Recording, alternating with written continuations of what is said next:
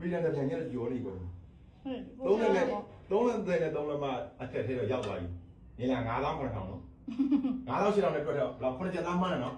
9ချက်သားဆိုတော့4သိန်းနဲ့6000 4သိန်းနဲ့ဘယ်လောက်ပေးပါလဲအဲ့ဒါ4သိန်းနဲ့6000ပိုရင်တော့ပိုလို့ရမှာ9ချက်သားမပြေဘူးလေ4သိန်း1000ပေးလားတော့လေပြေဘူးဘယ်လိုလုပ်မပြော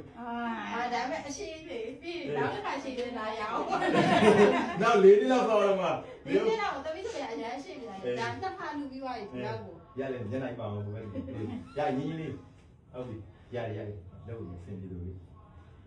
မိုးလာခဲ့တဲ့ရှိတော့နင်းငါမှုသားပိုရင်ငါညီမကြီး3000နီးပါးတက်မှာလေဟုတ်တယ်လေဒါပေမဲ့တပည့်ကနောက်ထပ်လူတွေခေါ်ပေးဦးမှာမမပေးဘူးဆိုတော့ကိုယ့်ဘာစိတ်ငါပြောမယ်မဆိုရင်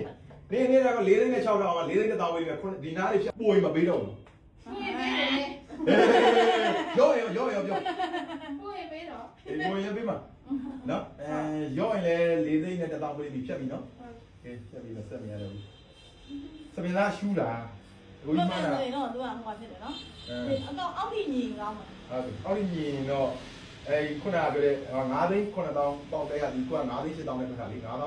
8000တော့ကွာထည့်ပြီးလို့ရတယ်ကွာကဲညီကြီးကြည့်လိုက်ဟုတ်ပြီပဲစလာပြီကညာသွားပြီဟာအဲ့ဒါသွားပြီ4သိန်း1000မြင်မဲ့ရတဲ့အပြင်အရှုံးတွေပါသွားပြီဒီမဲ့ကြည့်လေ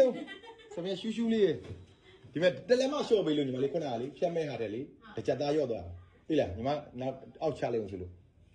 ကဲပါတူကနေတော့ဟုတ်တာလား